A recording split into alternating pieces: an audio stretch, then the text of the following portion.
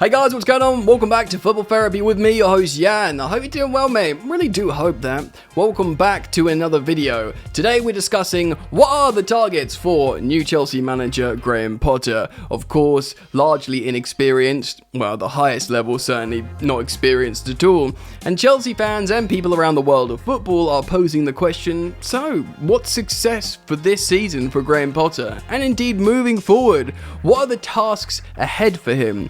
We're jumping into an article today from Matt Law of the Daily Telegraph. Of course, I'll cite the article down in the description below. But before we jump into it, I'd like to take this opportunity to ask you, friend, to drop a like on this video, because you might dig the content. And if you're a returning visitor, you might want to support me by dropping a like. You're welcome to subscribe, and should you choose to do so, I recommend that you hit that sweet, sweet bell, baby. So, jumping into this article by Matt Law of the Telegraph, it's titled, Chelsea will back Graham Potter, even if they miss out on top 4. New manager will not automatically face the sack if Champions League qualification is missed. Now, before we get into this, it's funny, isn't it? Mate, he's only just been announced, hasn't even been pictured on the training ground yet, and we're already talking about him being sacked. Even if it's like in the context of him not being sacked, welcome to Chelsea, Potter. It just runs through our veins, doesn't it? It's in our DNA. We've got to talk about sacking managers even before they've coached one single game. Even if this is the new dawn of the longevity manager at Chelsea, the dynasty, the 5-year deal and beyond, the young coach who you want to build a new ethos around. First headline, talking about sacking. This is not a go at Matt Law, this is just the vibes.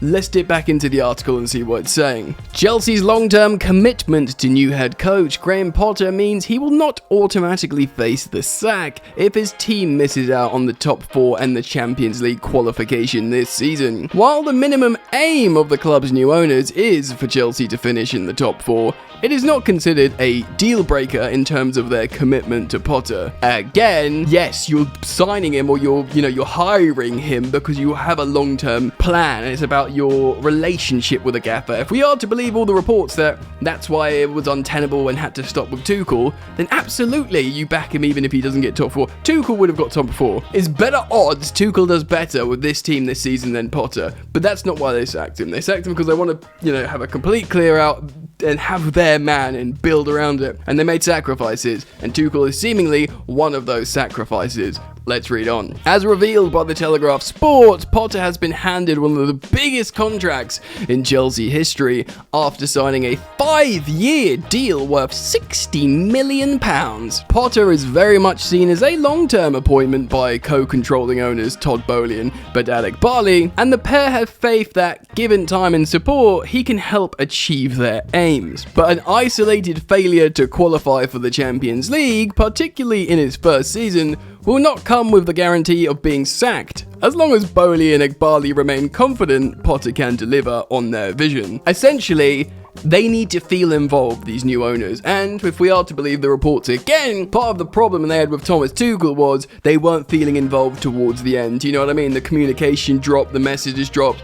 If they feel integrated, and a good communicator like Graham Potter helps them feel within the circle that they can believe that even when the going gets tough, the tough can get going, because they're all in it together and they understand each other. He's a bit of a company man, and this, I don't mean this as like an insult, even though it's not often seen as in a positive light, but Graham Potter is a bit of a company man, isn't he? He's a bit like Gareth Southgate for England in the FA. You'd feel like Graham, that's why they wanted Graham Potter for England manager. I mean, I wanted Graham Potter for England manager for the football, but there is that side of him, that he's a company man. Like, Tuchel's not a company man. Tuchel's closer to Mourinho and Conte. They're all amazing winning managers, so you'll be like, many of you will think, well, that's what makes them good, but none of them are company men.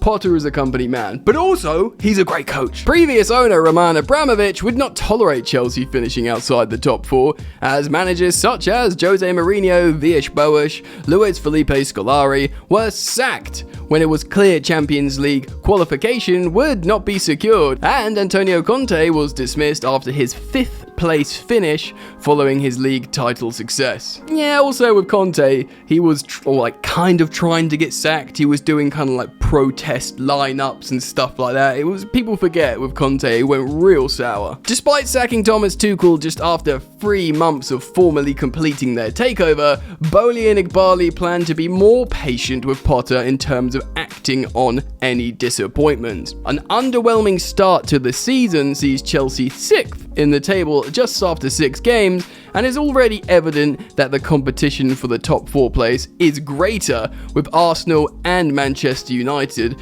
demonstrating improvement. Yeah, very true, United do look better under Ten Hag now they've got Maguire and Ronaldo out of the side, and of course Arsenal have started very, very well, though personally I don't think that's tenable for a whole season, especially now they're having Thursday night fantastic fun. I suppose you could say the same for Manchester United. Boehly has tolerated setbacks at other major sporting interests, the LA Dodgers baseball team, where manager Dave Roberts has been in charge since 2015, and in March signed a new 3-year deal that would see him complete a decade at the helm. Off the bat, that's super positive. It makes you feel like, right, well, he'll want that same. By the way, the Dodgers are hugely successful. They're like the Man City, I understand, in MLB. That's what Boehly wants for Chelsea. He wants a decade-long manager, but to have that, you got to feel like you can connect with your guy. Do you know what I mean? And he obviously felt he couldn't have that with Tuchel, and he obviously feels like he can have that with Potter. But when you have a 10-year plan, when you spend all this money on teenagers as well as first-team players, you're thinking, right, Potter, look, man, dynasty, bro. You don't have to be amazing right now. We know you're good, and we know you're on an upward trend. Look what I'm doing with my Dodgers team. This guy's been here a decade. You can be here a decade. And all these young players coming through, they can learn your ways from the academy upwards. It's a starry-eyed dream. That sounds pretty good on the face of it. Potter had his first training session with Chelsea's players on Friday, although his first match in charge was delayed after the Premier League was postponed for the weekend's fixtures as a mark of respect to the Queen, who died on Thursday.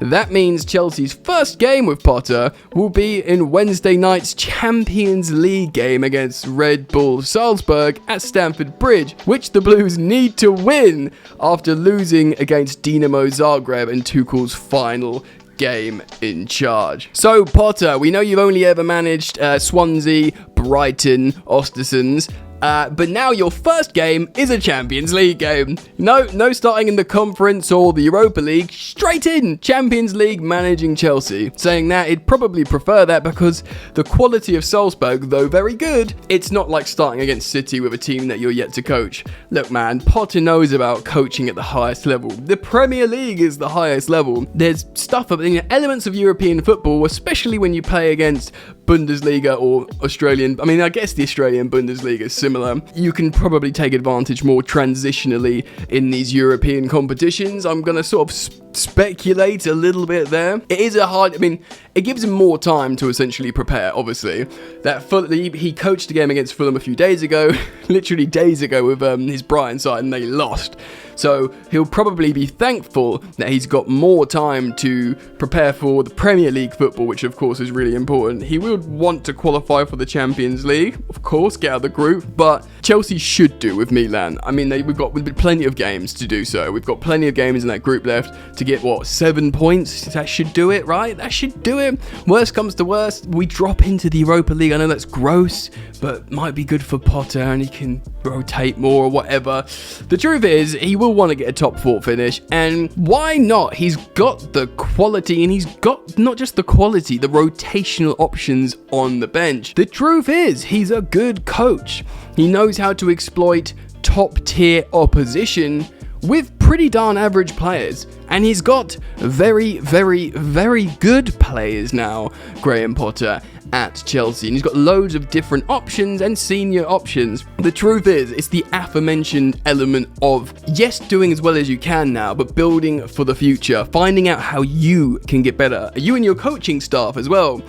Thomas Tuchel was absolutely elite, top 5 managers in the world, and of course, Graham Potter isn't a top 5 manager in the world, but you're betting on him to become better. But in terms of managerial form, which by the way is very much a thing, and you don't have to dig out Tuchel for having perhaps poor managerial form, considering what he had to navigate with Chelsea.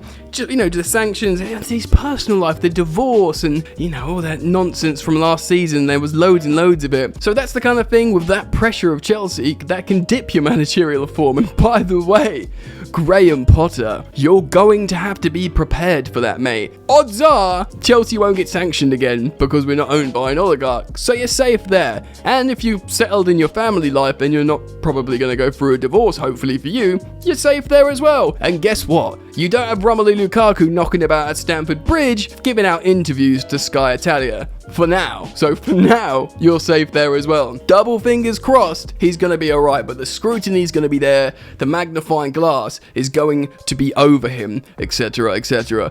The thing, my expectations is top 6. I know many of you might feel disappointed with that. I have lower expectations for Potter than I did for Tuchel this season, but that doesn't mean I think this is a terrible appointment. I think it's a good appointment long term. But you've got to break some eggs, you know. It's about making the squad happy again, and it's about playing some identifiably positive football. Now, I think genuinely Tuchel was capable of that, but the truth is, last year when Chilwell got injured, we've not been as good since then. And we were playing some scintillating stuff. Yes, we played wicked in the Bernabeu, in the Champions League away and stuff, but we've not been, but we were great under Tuchel. I don't buy into this stuff that we couldn't look good under him, because that's absolute nonsense. But with Graham Potter, you feel like he'll make different approaches immediately that perhaps stimulate us more than what we've been seeing. Hopefully. This isn't a given, by the way, to those of you that are excited. Nothing's a given, and it is a risk. An admirable risk by the Chelsea ownership in many ways, but it could go wrong, and I don't think we're going to descend into mediocrity purely on the premise of our new owners have spent a ridiculous amount of money, more than Roman would have spent, and they want to win. They want to get players and they want to win, and that is evident. They want to run it like a business and make money, but in their eyes, they need to make Chelsea winners. And it's not about like taking money out and Chelsea floating around in the top forwards. No, Chelsea need to be very strong. And of course, Todd Bowley's got his own visions for optimizing revenue streams in the Premier League, not just for Chelsea, but for like the entirety of the league. Like, he's held dinners with like Premier League club owners, and he's like, look mate, we can all make more money out of this, and I'm here to show you how or suggest how. And everyone will be like, okay, gobble, gobble, gobble. Everyone loves money, right? Anyway, point being, they will try and win regardless. And if that means sacking Potter at one point, they'll do it, even though they want him to be their guy. We'll see what happens. My expectations are top 6, get out of the Champions League group. But more, that's the minimum. The general expectation is a clear philosophical evolution and harmony in the footballing sense. And that's what we can ask for. What do you think, guys? Comment down below. I'll be really interested in hearing your thoughts, feelings, and opinions. Thank you for dropping a like, subscribing, and yeah, just, you know, showing love out there. You ain't so tough with that bad boy talk. I'ma get it how I'm living, I'ma walk the walk.